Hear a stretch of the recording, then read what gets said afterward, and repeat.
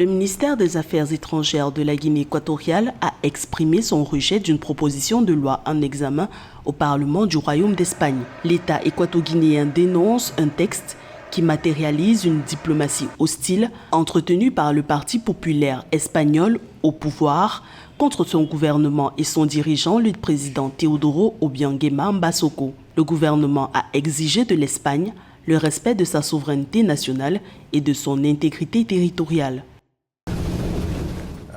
Il y a des pays amis qui nous aiment et d'autres qui nous harcèlent. Nous devons donc être unis car l'union sera la force. Avec cette force, nous pourrons défendre la nation.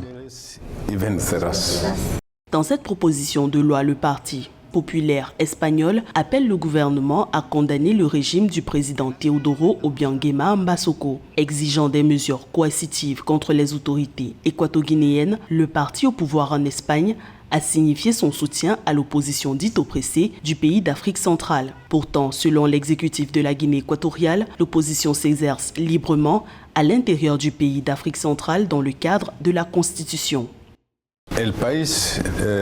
Le pays ne se défend pas pour des raisons d'ambition personnelle. Au contraire, le pays doit être défendu au nom de tous ses habitants. Celui qui ne sait pas ce que c'est que la nation, c'est celui qui accorde le plus d'importance à sa propre personne.